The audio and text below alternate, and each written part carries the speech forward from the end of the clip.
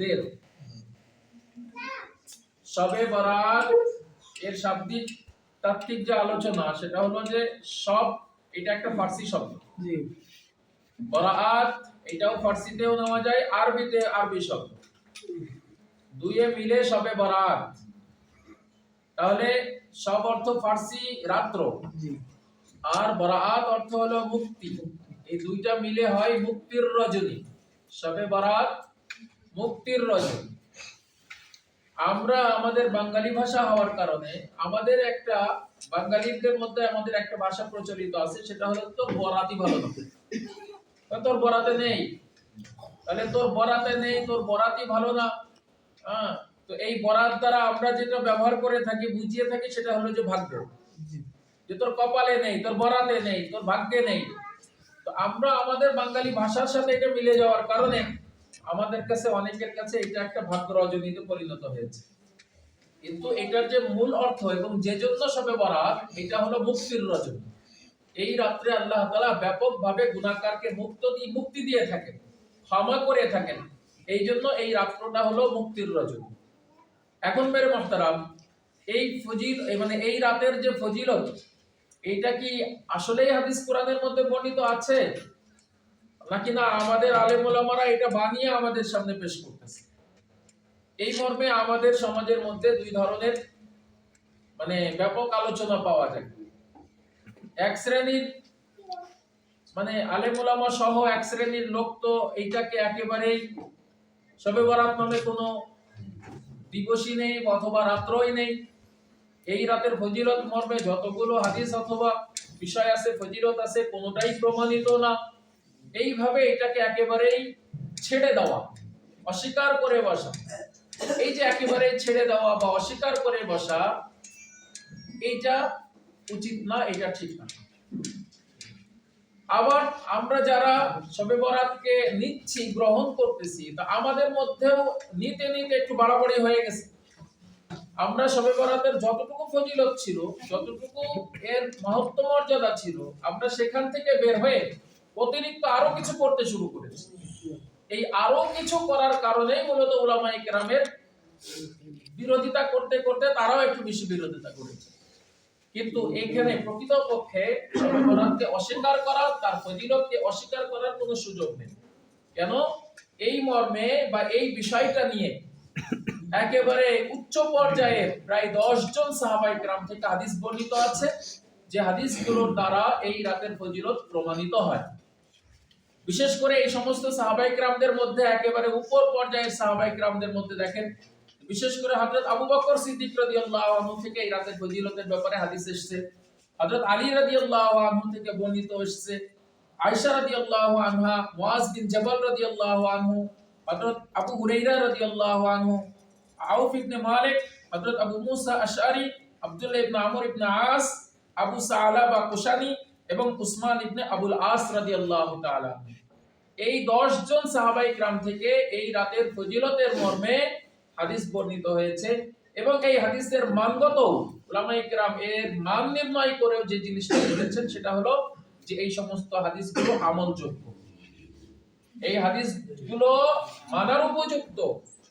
সুতরাং এই হাদিসগুলো, এই সাহাবায়ে কেরাম থেকে বর্ণিত যে হাদিসগুলো, এগুলো জাল জয়ীফ অথবা মানে পরিত্যাগ করার মতো এরকম না, বরং এগুলো অবশ্যই আমলযোগ্য।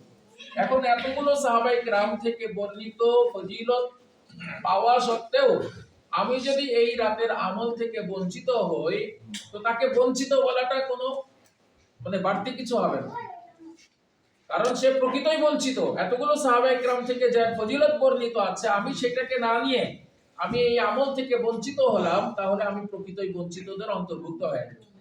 সম্মানিত উপস্থিতি, এখন এই শবে বরাত তো আমরা বারবার শুনছি, তাই শবে বরাতে কি হয়, শবে বরাত আল্লাহ কি দেন, এই মর্মে সাহাবায়ে কেরাম থেকে বর্ণিত হয়েছে। হযরত আয়েশা রাদিয়াল্লাহু আনহা থেকে বর্ণিত হাদিসের মধ্যে এসেছে, আনা আয়েশা রাদিয়াল্লাহু তাআলা আনহা আনিন নবী সাল্লাল্লাহু আলাইহি সাল্লাম قال هل تدرين ما في هذه الليلة يعني ليلة النصف من شعبان قالت ما فيها يا رسول الله قال فيها أن يكتب كل مولود بني آدم في هذه السنة وفيها أن يكتب كل هالك من بني آدم في هذه السنة وفيها ترفع أعمالهم وفيها تنزل أرزاقهم। তো এই হাদিসে হযরত আয়েশা রাদিয়াল্লাহু তাআলা আনহাকে নবীজি সাল্লাল্লাহু আলাইহি সাল্লাম নিজে থেকেই বললেন, হাল তাদরিনা মা ফি হাদিহিল লাইলা, এই রাতে কি হয় তুমি জানো? অর্থাৎ নিসফে শাবানে এই রাতে কি হয় জানো তুমি? তিনি বললেন যে আমি জানি না, আল্লাহ এবং আল্লাহর রাসূলই ভালো জানেন, আপনি বলেন এই রাতে কি হয়। নবীজি সাল্লাল্লাহু আলাইহি সাল্লাম তিনটা কাজের কথা বললেন। তিনটা কাজের কথা বললেন। কি হয় এই রাতে? এই রাতে নবীজি বললেন যে যতগুলো বনি আদম জন্মগ্রহণ করবে তাদের নামের লিস্ট তৈরি করা হয়, লিস্ট লেখা হয়। যতগুলো বনি আদম ধ্বংস হবে অর্থাৎ মৃত্যুবরণ করবে তাদের নামের লিস্ট করা হয়। আর এই সমস্ত বনু আদমের আমলগুলো আল্লাহ পাকের কাছে উঠানো হয়, উত্থিত করা হয়, নিয়ে যাওয়া হয়। আর সাথে সাথে তাদের রিজিকও নামানো হয়, তাদের রিজিক অবতীর্ণ করা হয়। তাহলে এই চারটি কাজের কথা নবীজি সাল্লাল্লাহু আলাইহি সাল্লাম বললেন। বনি আদম জন্মগ্রহণ যারা করবে এই বছরের মধ্যে, এই শাবান থেকে ওই শাবান পর্যন্ত, এই 15 শাবান থেকে ওই 15 শাবান পর্যন্ত যত মানুষ জন্মগ্রহণ করবে তাদের লিস্ট করা হয়, তাদের মৃত্যুর তালিকা তৈরি করা হয়, তাদের আমলগুলোকে উঠানো হয় এবং তাদের জন্য রিজিক নামানো হয়, তাদের রিজিকের ফয়সালা করা হয়। তো সেই হিসাবে এই যে এই হাদিসের একটা নুকতা হলো যে যেহেতু আপনার হায়াতের একটা অংশ, যে তাদের মানে কতজন তারা জীবিত থাকবে, জন্মগ্রহণ করবে তাদের একটা লিস্ট করা হয়, যারা মৃত্যুবরণ করবে তাদের একটা লিস্ট করা হয়, যারা মানে দুনিয়াতে আসে তাদের রিজিক নামানো হয়। তো এই হিসাবে অনেকে একটা কথা বলেছেন যে এই অর্থকে সামনে রেখে যদি কেউ ভাগ্য রজনী বলে তো বলা যেতে পারে।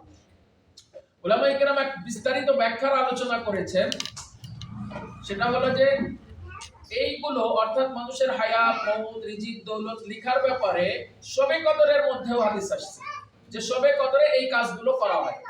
তো এইটার একটা সামঞ্জস্য করেছেন উলামায়ে কেরাম, সেটা হলো যে এই রাত্রে লৌহে মাহফুজে সবকিছু একসাথে একবারে লেখা আছে। মানুষের হায়াত কত হবে, তার শেষ হায়াত কতটুকু, এটা লেখা আছে। সেখান থেকে মূলত যেই ব্যক্তিগুলো এই বছরে মরবে সেখান থেকে কপি করে নিয়ে বা সেখান থেকে আলাদা করে লিপিবদ্ধ করে নিয়ে একটা কাগজে লেখা হয়। ওই কাগজটা মৌতের কাজে নিয়োজিত মালাকুল মৌতের কাছে অর্পণ করা হয়। আর এইটা হলো ইস্যু করা, আর এর কার্যকারিতা শুরু হয় হলো শবে কদর থেকে। কার্যকারিতা শুরু হয় শবে কদর থেকে, দায়িত্ব দিয়ে দেওয়া হয় শবে বরাতে, কার্যকারিতা শুরু হয় হলো শবে কদর। তো সেই হিসাবে উলামায়ে কেরাম আমাদের সামনে এর ব্যাখ্যা করেছেন। তো যাই হোক মেরে মুহতারাম, তাহলে এই হাদিসগুলো আমরা এখান থেকে পাইলাম। হযরত আতা ইবনে ইয়াসার রাদিয়াল্লাহু তাআলা আনহুর বর্ণনা, যখন শাবানের পঞ্চদশ রাতের আগমন ঘটে তখন আল্লাহ তাআলার পক্ষ থেকে মালাকুল মউতকে একটি তালিকা প্রদান করা হয় এবং বলা হয় এই তালিকায় যে সমস্ত মানুষের নাম লিপিবদ্ধ রয়েছে তাদের জান কবজ করবে। আর যে সমস্ত বান্দা, অথচ কোন বান্দা বাগানে গাছ রোপণ করছে, কেউ বিয়ে শাদী করছে, কেউ বাড়িঘর তৈরি করছে, অথচ তাদের নাম মৃতদের তালিকায় লিপিবদ্ধ হয়ে গেছে। আমরা তো জানি না আমাদের মৃত্যু কখন হবে, সেই হিসাবে আমাদের কার্যক্রমটা আমরা চালাচ্ছি, অথচ আমার নাম মৃতদের তালিকায় এসে গেছে। মাসাবাতা বিসুন্নাহ মুসান্নাফে আব্দুর রাজ্জাক 4 নম্বর খণ্ড 317 নম্বর পৃষ্ঠার মধ্যে হাদিসটা এসেছে। হযরত উসমান ইবনে মুহাম্মদ ইবনে মুগীরা ইবনে আখনাস থেকে বর্ণিত, তিনি বলেন নবী সাল্লাল্লাহু আলাইহি সাল্লাম বলেছেন, এক শাবান থেকে অন্য শাবান পর্যন্ত দুনিয়াতে বসবাসকারীদের জীবন নির্ধারণ করা হয়। এমনকি মানুষ বিয়ে শাদী করে, তার সন্তানাদি হয়, অথচ তার নাম মৃতদের তালিকাভুক্ত হয়ে গেছে। এটাও তাফসিরে তাবারির মধ্যে এসেছে, তাফসিরে কুরতুবির মধ্যে এসেছে, তাফসিরে ইবনে কাসির এবং শুআবুল ঈমানের মধ্যে এই অংশগুলো এসেছে। হযরত রাশিদ ইবনে সাদ রাদিয়াল্লাহু আনহু থেকে বর্ণিত, নবী করিম সাল্লাল্লাহু আলাইহি সাল্লাম বলেছেন, শাবানের 15তম রাত্রে আল্লাহ পাক সেই সকল প্রাণহরণের বিস্তারিত বিবরণ মালাকুল মউতের হাতে তুলে দেন যেগুলো এই বছর হরণ করা হবে তথা এই বছরে যারা মারা যাবে। তাফসীরে রুহুল মাআনি 25 নম্বর খণ্ডের 113 নম্বর পৃষ্ঠার অংশ। এখন মেরে মুহতারাম, তাহলে এই অংশটা আমরা পাইলাম যে এই রাত্রে কি হয়। নবীজি বললেন যে বনি আদমের নাম লিস্ট করা হয় এবং যারা মৃত্যুবরণ করবে তাদের নাম লিস্ট করা হয়, সাধারণ ক্ষমা করা হয় এই রাত্রে।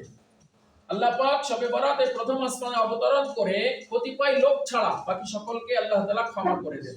হাদিসের মধ্যে হযরত আবু বকর সিদ্দিক রাদিয়াল্লাহু আনহু থেকে বর্ণিত, তিনি বলেন নবী করিম সাল্লাল্লাহু আলাইহি সাল্লাম বলেছেন, আল্লাহ পাক শাবানের 15তম রাত্রে আসমানে অবতরণ করেন এবং এই রজনীতে মুশরিক ও হিংসুক ব্যতীত সকলকেই ক্ষমা করে দেন। সুবহানাল্লাহ। মুশরিক এবং হিংসুক ব্যতীত সকলকেই আল্লাহ তাআলা ক্ষমা করে দেন। এই হাদিসটা শুআবুল ঈমান লিল বাইহাকি 3 নম্বর খণ্ড 380, শরহুস সুন্নাহ লিল বাগাবী 4 নম্বর খণ্ড 129 এ এসেছে। তাহলে আবু বকর রাদিয়াল্লাহু আনহু থেকে বর্ণিত এই হাদিসের মধ্যে একটা, আল্লাহ তাআলা প্রথম আসমানে অবতরণ করে হিংসুক আর মুশরিক ছাড়া বাকিদেরকে ক্ষমা করে দেন। তাহলে হিংসা এবং মানে শিরক কত বড় গুনাহ। কোরআনের অন্য আয়াতের মধ্যে শিরক করাকে সবচেয়ে বড় অপরাধ, জুলমে আযীম বলে আখ্যায়িত করা হয়েছে। তাহলে আর যারা শিরক করবে তাদেরকে আল্লাহ ক্ষমা করবেন না, এছাড়া অন্য যে কোনো গুনাহ আল্লাহ চাইলে ক্ষমা করতে পারেন, ক্ষমা করবেন সে কথা বলা আছে। এইজন্য শিরক থেকে বিরত থাকা। শিরক মানে আল্লাহর সাথে আল্লাহর গুণ, আল্লাহর সাথে খাস কোনো বিষয়কে অন্য কারোর জন্য সাব্যস্ত করা হলো শিরক। আর হিংসা, হাদিসের মধ্যে এসেছে, হিংসা মানুষের আমলকে এমন ভাবে ধ্বংস করে যেমন খুর মাথার চুলকে শেষ করে দেয়। হিংসা মানুষের আমলকে এমন ভাবে নষ্ট করে দেয় যেমন আগুন শুকনা ঘাসকে ধ্বংস করে দেয়। তাহলে আগুনের স্তূপে যদি শুকনা খড়কুটা আর ঘাসের স্তূপে যদি আগুন ফেলে দেওয়া হয় তাহলে ওই আগুনের কাজ কি হবে? সম্পূর্ণরূপে ভস্ম করে দিবে। যেমন ঠিক হিংসা বিদ্বেষ মানুষের আমলগুলো ধ্বংস করে দেয়। আর এত বড় ক্ষমার রাত্রেও আমি ক্ষমা থেকে বঞ্চিত হয়ে যাচ্ছি হিংসা থাকার কারণে। আল্লাহ তাআলা আমাদেরকে এই দুই বদগুণ থেকে হেফাজত করেন বলে আমিন। মেরে মুহতারাম, এই রাত্রে আরো ফজিলত বর্ণিত আছে হযরত আয়েশা রাদিয়াল্লাহু আনহা থেকে, যে এই রাত্রে আল্লাহ তাআলা বনু কালবের বকরির সংখ্যা পরিমাণ ব্যক্তিকে আল্লাহ তাআলা ক্ষমা করে দেন। সুবহানাল্লাহ। হাদিসের মধ্যে এসেছে, আনা আয়েশা রাদিয়াল্লাহু তাআলা আনহা قالت فقدت رسول الله صلى الله عليه وسلم ليلة فخرجت فإذا هو في البقيع فقال أكنت تخافين أن يحيف الله عليك ورسوله؟ قلت يا رسول الله ظننت أنك أتيت بعض النساء. فقال إن الله تبارك وتعالى ينزل ليلة النصف من شعبان إلى سماء الدنيا فيغفر لي أكثر من عدد شعر غنم كلب. এই হাদিসটা বর্ণিত হয়েছে তিরমিজি শরীফের মধ্যে, ইবনে মাজাতে, মুসনাদে আহমদ, বাইহাকি, মুসান্নাফ ইবনে আবি শাইবা, বাগাবী, মিশকাত এবং ফাজাইলুল আওকাত, এতগুলো কিতাবের মধ্যে এই হাদিসটা বর্ণিত হয়েছে। এই হাদিসের মধ্যে আয়েশা রাদিয়াল্লাহু আনহা বলেন যে নবীজি সাল্লাল্লাহু আলাইহি সাল্লামকে আমি এক রাত্রে হারিয়ে ফেললাম। এর মানে নবীজি আমার কাছে আসলেন, পোশাক খুললেন, আবার না শুয়ে উঠে যে পোশাক পরে তিনি চলে গেলেন। এটা আমার কাছে খুব আশ্চর্য লাগলো, আমার গায়ে হতে লাগলো। আমি নবীজির পিছনে পিছনে তালাশ করে যে দেখি যে নবীজি জান্নাতুল বাকিতে গেছেন। আমি পিছনে পিছনে যাওয়ার কারণে নবীজি আমাকে দেখে বললেন, হে আয়েশা, তুমি কি মনে করো যে আল্লাহ এবং আল্লাহর রাসূল তোমার উপর অবিচার করবেন, তোমার উপরে জুলুম করবেন? তো তিনি বললেন যে আমি ধারণা করেছি যেহেতু আপনি আমার ঘরে যে ফেরত চলে এসেছেন, আমি মনে করেছি অন্য কোনো বিবির ঘরে আপনি গেছেন। তখন নবীজি সাল্লাল্লাহু আলাইহি সাল্লাম বললেন যে না, আজকের রাত্রে আল্লাহ তাআলা প্রথম আসমানে আগমন করেন এবং বনু কালবের বকরির পশমের সমপরিমাণ ব্যক্তিকে আল্লাহ তাআলা ক্ষমা করে দেন। সুবহানাল্লাহ। আরবের এক গোত্র ছিল বনু কালব, যাদের কাজ ছিল তারা বকরি চড়াইত, বকরি পালতো, বকরির উৎপাদনে তাদের কাজ ছিল। এবং তাদের অসংখ্য বকরি ছিল। তাহলে ওই কওমের যতগুলো বকরি ছিল, ওই বকরির শরীরের মধ্যে যতগুলো পশম ছিল, এত সংখ্যক ব্যক্তিকে আল্লাহ তাআলা ক্ষমা করেছেন। তাহলে কত বড় এক ক্ষমা এই রাত্রে আল্লাহ তাআলা করে থাকেন। এটা ছিল লাইলাতুন নিসফি মিন শাবানের রাত তথা শবে বরাতের রাত। তাহলে এই রাতের আরেকটা আমল পাইলাম, সেটা হলো যে নবীজি সাল্লাল্লাহু আলাইহি সাল্লাম জান্নাতুল বাকিতে যে তিনি মুমিন মুমিনাতদের জন্য দোয়া করেছেন, তাদের মাগফিরাতের জন্য দোয়া করেছেন। অন্য হাদিসের মধ্যে এসেছে নবীজি হাত তুলে দোয়া করেছেন। হযরত আবু মুসা আশআরী রাদিয়াল্লাহু আনহু থেকে বর্ণিত, নবীজি সাল্লাল্লাহু আলাইহি সাল্লাম বলেছেন, আল্লাহ পাক শাবানের 15তম রাত্রিতে রহমতের দৃষ্টি নিক্ষেপ করেন, সমুদয় সৃষ্টিকে maaf করে দেন, কিন্তু হিংসুক মুশরিককে maaf করেন না। আগে যেমন গেছে, এই হাদিসটাও ইবনে মাজাতে এসেছে, শুআবুল ঈমানের বাইহাকিতে এসেছে, মিশকাতের মধ্যেও এসেছে 115। তাহলে আল্লাহ তাআলা হিংসুক এবং মুশরিক ছাড়া বাকিদেরকে ক্ষমা করে দেন। রহমতের দৃষ্টি আল্লাহ তাআলা এই রাত্রে বান্দার প্রতি মনোনিবেশ করেন। আর সাথে সাথে হিংসুক যেমন এর আগে গেছে, আবার মূর্তি পূজককেও আল্লাহ তাআলা এই রাত্রে ক্ষমা করেন না। হাদিসের মধ্যে এসেছে, এই হাদিসটা মুআয ইবনে জাবাল রাদিয়াল্লাহু আনহু থেকে বর্ণিত, নবীজি সাল্লাল্লাহু আলাইহি সাল্লাম বলেছেন, মহান আল্লাহ পাক শাবানের 15তম রাত্রে আপন সৃষ্টির প্রতি রহমতের দৃষ্টি দান করেন, মুশরিক হিংসুক ব্যতীত সকলকে আল্লাহ তাআলা ক্ষমা করে দেন। এই হাদিসটা ফাজাইলুল আওকাত এবং বাইহাকি সহিহ ইবনে হিব্বানের মধ্যে এসেছে। আল্লাহ তাআলা কাফের মুশরিককেও মাঝে মধ্যে এরকম ভাবে সুযোগ দান করেন। হযরত সালাবা খুশানী রাদিয়াল্লাহু আনহু থেকে বর্ণিত, নবী করিম সাল্লাল্লাহু আলাইহি সাল্লাম বলেছেন, যখন শাবানের 15তম রাত্র আসে, তখন বিশ্বজাহানের প্রতিপালক আপন সৃষ্টির প্রতি অনুগ্রহের দৃষ্টি নিক্ষেপ করে মুমিনদেরকে মাফ করে দেন এবং কাফেরদেরকে সুযোগ প্রদান করেন এবং হিংসুকদের বিষয়টি মুলতবি রাখেন তাদের হিংসা পরিত্যাগ করা পর্যন্ত। মুমিনদেরকে মাফ করে দেন, কাফেরদের জন্য সুযোগ করে দেন, আর হিংসুকদের জন্য মুলতবি রাখেন। যদি তারা হিংসা পরিত্যাগ করে তওবা করে নেয়, তাহলে তাদের দোয়াও কবুল করে তাদেরকে মাফ করে দেন। আর যারা কাফের মুশরিক, তারা যদি তওবা করে নেয়, তারা যদি আবার ঈমান আনয়ন করে, তো ঈমান আনয়নটা হাদিসের মধ্যে এসেছে যে ঈমান তার পূর্বের গুনাহকে ক্ষমা করে দেয়, ধ্বংস করে দেয়। তাহলে পূর্বকৃত সকল গুনাহ ঈমানের কারণে ধ্বংস হয়ে গেলে তার আমল আল্লাহ তাআলা কবুল করে। আল্লাহ, এখন হত্যাকারীও এমন আল্লাহ পাকের কাছে অপছন্দনীয়, এই হত্যাকারীকে আল্লাহ তাআলা এই আম ক্ষমার মধ্যে ক্ষমা করেন না। হাদিসের মধ্যে এসেছে, আব্দুল্লাহ ইবনে আমর ইবনে আস রাদিয়াল্লাহু আনহু থেকে বর্ণিত, নবী করিম সাল্লাল্লাহু আলাইহি সাল্লাম বলেছেন, শাবানের 15তম রাত্রে আল্লাহ পাক স্বীয় সৃষ্টির প্রতি করুণার দৃষ্টি স্থাপন পোষণ করেন, দুই ব্যক্তি ছাড়া সকলকেই মাফ করে দেন। তারা হচ্ছে হিংসুক ও অন্যায়ভাবে কতলকারী। আগে ছিল মুশরিক, হিংসুক, এখন হিংসুক এবং অন্যায়ভাবে কতলকারীকেও আল্লাহ তাআলা ক্ষমা করেন না। এটা মুসনাদ আহমদের মধ্যে এসেছে, মাজমাউজ যাওয়ায়েদের মধ্যে এসেছে, তারগীব ও তারহিবের মধ্যে এসেছে। আবু হুরায়রা রাদিয়াল্লাহু আনহু থেকে বর্ণিত হাদিস, তিনি বলেন, নবীজি সাল্লাল্লাহু আলাইহি সাল্লাম বলেছেন, যখন শাবানের 15তম রজনী আসে, তখন আল্লাহ পাক মুশরিক হিংসুক ব্যতীত সকলকেই ক্ষমা করে দেন। আউফ ইবনে মালিক রাদিয়াল্লাহু আনহু বর্ণনা করেন, নবী সাল্লাল্লাহু আলাইহি সাল্লাম বলেছেন, শাবানের 15তম রাত্রিতে আল্লাহ তাআলা মুশরিক হিংসুক ছাড়া সকলকেই maaf করে দেন। এই হাদিসটা বারবার এসেছে। আবার পিতামাতার সাথে অবাধ্যকারী, পিতামাতার অবাধ্য সন্তানকেও আল্লাহ তাআলা ক্ষমা করেন না।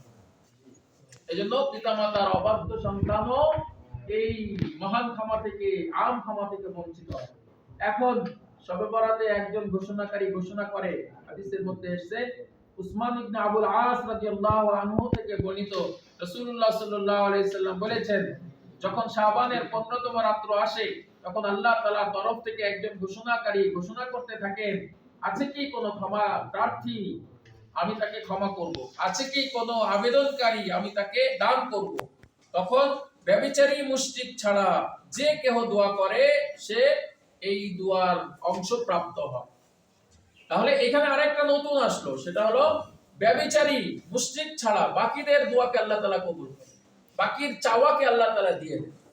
তাহলে এখানে একটা নতুন অংশ আসলো, সেটা হলো যে ব্যভিচারিণী মহিলা, ব্যভিচারী পুরুষ। তাহলে ব্যভিচারী ছাড়া বাকিদের দোয়াকে আল্লাহ তাআলা কবুল করেন, এটাও একটা গুণ। এখন কবরস্থানে গমনের ব্যাপারে যেটা হাদিসের মধ্যে এসেছে, আয়েশা রাদিয়াল্লাহু আনহা থেকে বর্ণিত ওই হাদিসের আর অতিরিক্ত অংশ। আয়েশা রাদিয়াল্লাহু আনহা থেকে বর্ণিত, তিনি বলেন যে নবী সাল্লাল্লাহু আলাইহি সাল্লাম আমার কাছে তাশরিফ আনলেন, তার অতিরিক্ত পোশাক খুলে ফেললেন। কিছু সময় অতিবাহিত হতে না হতেই আবার তিনি পোশাক পরে তিনি বের হয়ে গেলেন। আমার ধারণা হলো তিনি স্বীয় বিবেকজ্ঞানের মধ্য থেকে কারো কাছে গেছেন। কাজেই আমি আমার আত্মমর্যাদা আঘাত হানলো, অতএব আমি তাকে অনুসরণ করতে লাগলাম। গিয়ে দেখি তিনি জান্নাতুল বাকিতে মুসলমান নারী পুরুষদের জন্য ক্ষমা প্রার্থনা করছেন, ক্ষমার আবেদন করছেন। আমি মনে মনে বললাম, তার উপরে আমার পিতামাতা উৎসর্গ হোক, তিনি আল্লাহ পাকের কাজে মশগুল আর আমি পার্থিব কাজে। অর্থাৎ আমার ধারণা তিনি অন্য বিবির কাছে গেছেন, অথচ তিনি আল্লাহর কাছে দোয়া করার জন্য গেছেন। আমি সেখান থেকে স্বীয় কক্ষে ফিরে এলাম, আমার শ্বাস ফুলতে লাগলো।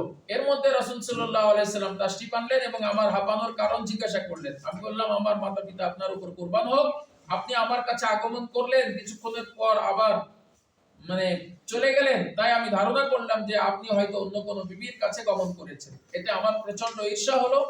আর এই ঘটনা পর্যায়ে পৌঁছলে এই পর্যায়ে পৌঁছলে আমি বাকিতে গরকাতে গিয়ে দেখলাম যে আপনি কি করছেন। তিনি বললেন, হে আয়েশা, তোমার কি ধারণা হয়েছিল যে আমি অর্থাৎ আল্লাহ ও তার রাসূল তোমার অধিকার ক্ষুণ্ণ করবেন? আসল ব্যাপার হচ্ছে জিবরাইল আলাইহিস সালাম আমার কাছে আগমন করলেন এবং বললেন, এটি শাবানের 15তম রাত্র। আল্লাহ পাক এই রাতে অনেক লোককে দোজখ থেকে মুক্তি দান করেন, যাদের সংখ্যা বনু কালবের বকরী সময়ের পশমের চেয়ে অধিক হয়ে থাকে। সুবহানাল্লাহ। তাহলে নবীজি সাল্লাল্লাহু আলাইহি সাল্লাম জান্নাতুল বাকিতে গেছেন এবং মুসলমান নারী পুরুষদের জন্য দোয়া করেছেন, এগুলো একটা আমল। আর আলী রাদিয়াল্লাহু আনহুর পক্ষ থেকে যে আমলটা আমরা শুনেছি, সেটা হলো আলী রাদিয়াল্লাহু আনহু বলেছেন যে যখন নাকি শাবানের 15তম রাত্রে আসে, তখন তোমরা এই রাতে দাঁড়িয়ে ইবাদত করো। কুমু লাইলাহা ওয়া কুমু ওয়াসুমু নাহারা, যে তোমরা রাত্রে দাঁড়িয়ে ইবাদত করো আর তার দিনে রোজা রাখো। কেননা আল্লাহ তাআলা এই দিনে দুনিয়ার আসমানে আগমন করেন আর বলতে থাকেন, আছো কেউ তওবাকারী, আমার কাছে তওবা করবে, আমি তার তওবাকে কবুল করব। আছে কেউ কোনো প্রার্থী আমার কাছে প্রার্থনা করবে, আমি তাকে দেব। আছে কেউ কোনো বিপদ আপদে লিপ্ত ব্যক্তি আমার কাছে বিপদ আপদ থেকে মুক্তি চেয়ে দোয়া করবে, আমি তার দোয়াকে কবুল করে তাকে মুক্তি দিব। এই আমলটা ফজর পর্যন্ত চলতে থাকে। তাহলে এখানেও আমল হিসাবে যেটা বলা আছে সেটা হলো যে রোজা রাখা। এখন মেরে মুহতারাম, এই রোজা রাখা এটা একটা নফল রোজা। নফল রোজার ব্যাপারে নবীজির নীতি কি ছিল? নফল রোজার ব্যাপারে নবীজি সাল্লাল্লাহু আলাইহি সাল্লামের নীতি ছিল, নবীজি সোমবার বৃহস্পতিবার রোজা রাখতেন, এটা তার একটা আমল ছিল। নবীজি সাল্লাল্লাহু আলাইহি সাল্লাম কোন সময় সপ্তাহের শনি রবি সোম রোজা রাখতেন, কোন সময় মঙ্গল বুধ বৃহস্পতি রোজা রাখতেন। নবীজি সাল্লাল্লাহু আলাইহি সাল্লাম প্রতি মাসের চাঁদের তারিখের 13, 14, 15তম রাত্রে তারিখে রোজা রাখতেন। তাহলে তিন ধরনের রোজা রাখার ব্যাপারে হাদিসের মধ্যে এসেছে। এখন আমার যেটা পছন্দ হয়, যেটা আমার সাথে কাটে, আমার সাথে সঙ্গতি হয়, এই নফল রোজাগুলোর মধ্যে থেকে কোন একটা অভ্যাস নিজের জন্য তৈরি করে নাও। এখন মেরে মুহতারাম, তাহলে এই 15তম রাত্রে রোজা রাখার ব্যাপারেও হাদিস পরের দিন রোজা রাখার ব্যাপারে হাদিসের মধ্যে এসেছে। রোজা কয়টা? শবে বরাত বা এই নিসফে শাবানের রোজা মাত্র একটাই। হ্যাঁ, এটা আর আশুরার মতো মিলিয়ে রাখার ব্যাপার নেই।